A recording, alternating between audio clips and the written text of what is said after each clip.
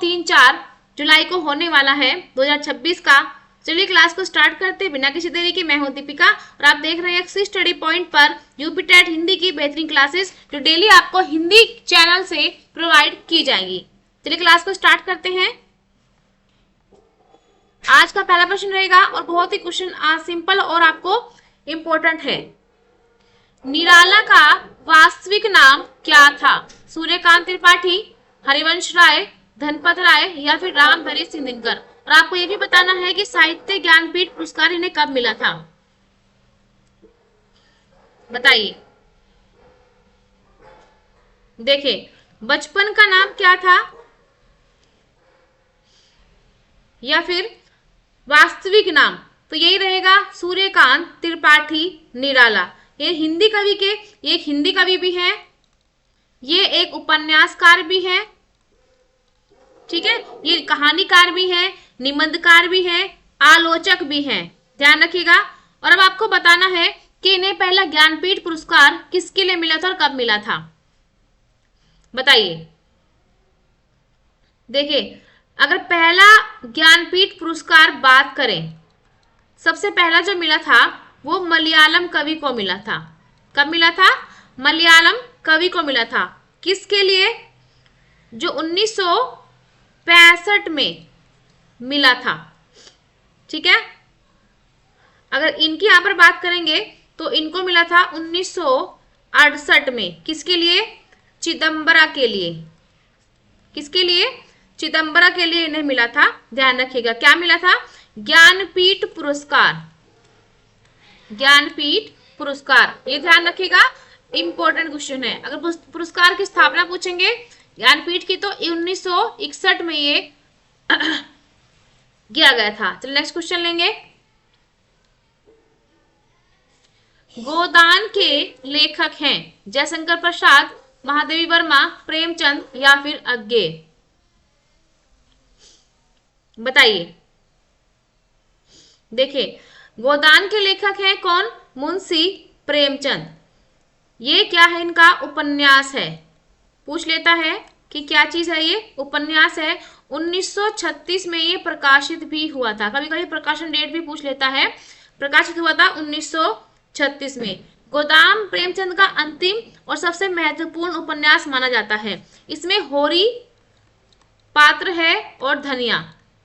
पूछ लेता है कि होरी और धनिया किस उपन्यास या किस कथा के पात्र हैं, तो गोदान के हैं, ध्यान रखिएगा। नेक्स्ट क्वेश्चन लेंगे, एक सेकेंड।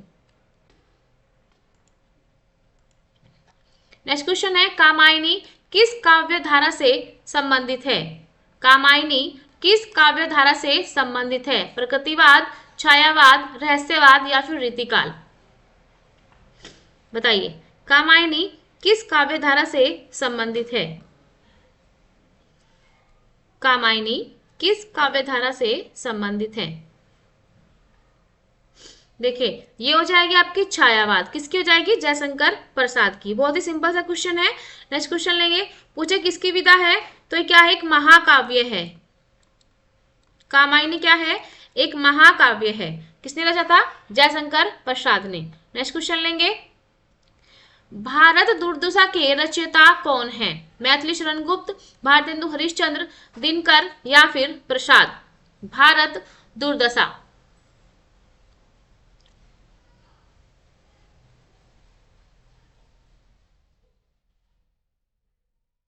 देखिए, भारत दुर्दशा के जो रचयिता है हो जाएंगे भारतेंदु हरिश्चंद्र। ये क्या है? एक हिंदी नाटक है। क्या है? हिंदी नाटक है ये, ध्यान रखिएगा। कब प्रकाशित हुआ था? 1933 ईस्वी में। चलिए नेक्स्ट क्वेश्चन लेंगे। अब आते हैं वर्णमाला पे। वह बहुत तेज दौड़ा, वाक्य में तेज क्या है? विशेषण, क्रिया विशेषण, संज्ञा या फिर सर्वनाम, बताइए। देखिए, तेज क्या है? विशेषण है, लेकिन बहुत तेज 25, बहुत तेज तो क्या हो जाएगा आपका? कैसे? रीतिवाचक, यानी कि क्रिया विशेषण इसमें यहाँ पर हो जाएगा। क्रिया विशेषण यानी कि बहुत तेज दौड़ा, वाक्य में तेज शब्द क्या है, यानी कि एडवर्ब है, क्रिया विशेषण है। दौड़ना क्रिया की विशेषता बता रहा है, दौड़ने का काम तेजी से हुआ तो क्या बता रहा है, क्रिया विशेषण के अंतर्गत आता है बहुत, एक क्रिया विशेषण है जो तेज की विशेषता बता रहा है। चलिए, कैसे दौड़ा, तेज दौड़ा। चलिए नेक्स्ट क्वेश्चन लेंगे। दुर्लभ शब्द में कौन सा उपसर्ग है, दु, दुर, दुल या फिर लब। उपसर्ग आपसे पूछा है, बताइए दुर्लभ शब्द में कौन सा उपसर्ग हो जाएगा। राइट ऑप्शन हो जाएगा आपका दुर। नेक्स्ट क्वेश्चन थोड़ा फास्ट चलेंगे। विद्यालय शब्द में कौन सा समास है, विद्या का आल्य, यानी कि तत्पुरुष समास आपका राइट ऑप्शन यहाँ पर हो जाएगा। क्या हो जाएगा, विद्यालय में कौन सा हो जाएगा, तत्पुरुष समास यहाँ पर हो जाएगा। क्लियर हो गया। चलिए नेक्स्ट क्वेश्चन, चतुर्थी विभक्ति हो जाएगी इसमें। गजानन में कौन सा समास है, द्वंद्व, बहुव्रीहि, कर्मधारय या फिर अव्ययी भाव। यानी कि हाथी के समान जिसके मुख हैं अर्थात गणेश, इसमें क्या लगाएंगे आप, बहुव्रीहि, यहाँ पर राइट ऑप्शन हो जाएगा। नेक्स्ट क्वेश्चन, नर धन इंद्र का संधि रूप क्या होगा, नरेंद्र।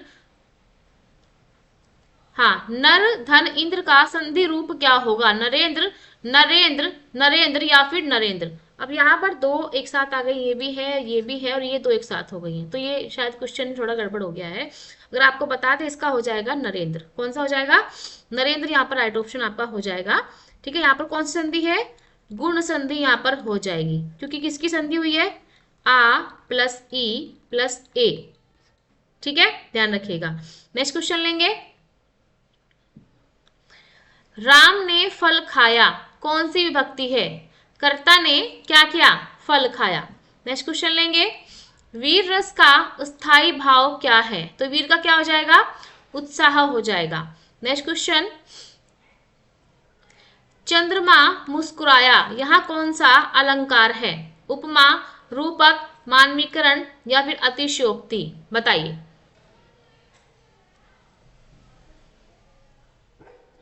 अतिशयोक्ति भी हो सकती है और मानवीकरण भी, क्योंकि चंद्रमा मुस्कुराया, जब प्रकृति निर्जीव वस्तुओं को मानवीय क्रियाएं या भावनात्मक रूप से संज्ञा दी जाती है तो वहां पर क्या हो जाता है, मानवीकरण हो जाता है, क्योंकि चंद्रमा मुस्कुरा नहीं सकता, तो वहां पर क्या किया गया है, पर्सनिफिकेशन लगाया गया है। ठीक है, चलिए नेक्स्ट क्वेश्चन लेंगे। रहीम किस काल के कवि हैं, भक्ति काल, रीतिकाल और आधुनिक काल या फिर आदिकाल, बताइए।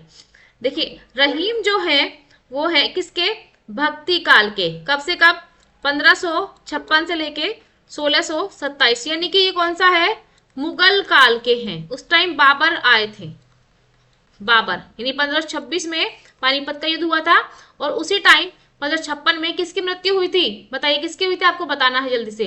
27 में किसकी हुई थी, ये डेट भी एक ऐसी डेट, स्पेसिफिक डेट दी गई है जहां पर जहांगीर और बाबर और हुमायूं संबंधित है। तो आपको कमेंट करके बताना है कि इसका क्या मतलब, 56 में क्या हुआ था और 1627 में क्या हुआ था। ब्रज और अवधी इनकी लैंग्वेज थी, ध्यान रखिएगा। ठीक है, आपको पता ही है। चलिए नेक्स्ट क्वेश्चन लेंगे। तत्सम शब्द किस भाषा से लिए गए हैं, फारसी, अरबी, संस्कृत या फिर उर्दू। तत्सम बताइए कौन सा हो जाएगा, संस्कृत से हो जाएगा। आगत फारसी और उर्दू, ये आगत क्या है, तद्भव, तत्सम है। आगत उपसर्ग है इसमें। ठीक है, चलिए नेक्स्ट क्वेश्चन लेंगे। आकाश का लिंग क्या है, पुल्लिंग, स्त्रीलिंग, नपुंसकलिंग या फिर उभयलिंग, बताइए। राइट ऑप्शन हो जाएगा, क्योंकि आकाश बहुत आज साफ है तो पुल्लिंग हो जाएगा। चलिए नेक्स्ट क्वेश्चन लेंगे। यदि तुम पढ़ोगे तो सफल होगे, वाक्य में कौन सा वाक्य है, सरल, संयुक्त, मिश्र या फिर आज्ञावाचक।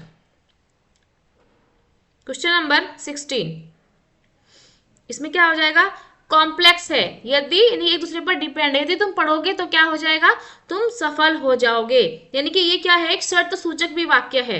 इसे क्या बोलेंगे, मिश्र वाक्य बोलेंगे। चलिए नेक्स्ट क्वेश्चन लेंगे। कर्मधारय समास का उदाहरण कौन सा है? नीलकमल, राजपुत्र, चतुर्भुज या फिर यथाशक्ति। ये किसका है? अव्ययी भाव चतुर्भुज, आपका द्विगु समास राजा का पुत्र तत्पुरुष, और नीलकमल हो जाएगा कौन? कर्मधारय। चलिए, महाभारत के रचयिता कौन माने जाते हैं? कौन हो जाएंगे यहाँ पर? वेद व्यास हो जाएंगे। नेक्स्ट क्वेश्चन, सूरदास किस भक्ति धारा से संबंधित हैं? निर्गुण, सगुण, ज्ञान मार्गी या फिर सूफी। Question number 19। बाकी के आपके 6 क्वेश्चन बचे हैं, फटाफट से कर लेंगे। बताइए, ये हो जाएंगे सगुण भक्ति धारा। शाखा कौन सी है? कृष्ण भक्ति शाखा है, ध्यान रखिएगा, कृष्ण भक्ति शाखा है। नेक्स्ट क्वेश्चन, प्रेमचंद का वास्तविक नाम क्या था? धनपत राय, हरिवंश राय, सूर्यकांत या फिर रामविलास। बताइए, धनपत राय हो जाएगा। नेक्स्ट क्वेश्चन, अंधेर नगरी किस विधा की रचना है? उपन्यास है, नाटक है, कविता है या फिर निबंध है? बताइए, अंधेर नगरी ये क्या है?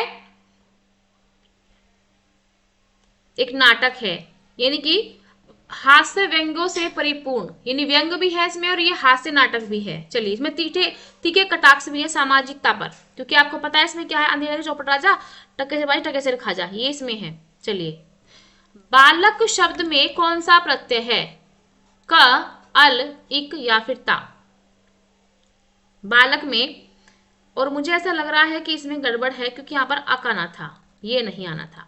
ठीक है, अक प्रत्यय हो जाएगा। मूल शब्द क्या है इसमें? बाल हो जाएगा, बाल प्लस अक। चलिए, नेक्स्ट क्वेश्चन,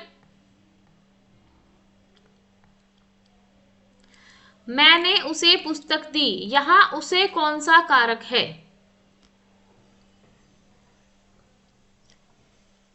मैंने उसे पुस्तक दी, उसे जो है इसमें क्या है? कर्ता है, क्रम है, करण है या फिर संप्रदान है। संप्रदान नाइट्रोजन हो जाएगा आपका, क्योंकि उसको का अर्थ उसे देने के लिए हुआ है। उसे हमने क्या दिया है? कुछ दिया है, तो यहाँ पर देने के योग में क्या हो जाएगा? यहाँ पर हो जाएगा आपका संप्रदान कारक। नेक्स्ट क्वेश्चन, राम पढ़ रहा है, कौन सा काल है? सामान्य वर्तमान, अपूर्ण वर्तमान, पूर्ण भूत, सामान्य भूत।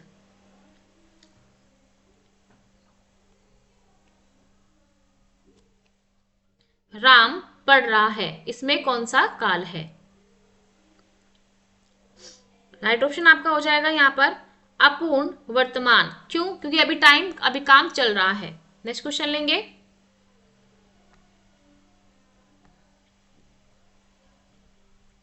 हिंदी साहित्य का आदिकाल किस नाम से भी जाना जाता है?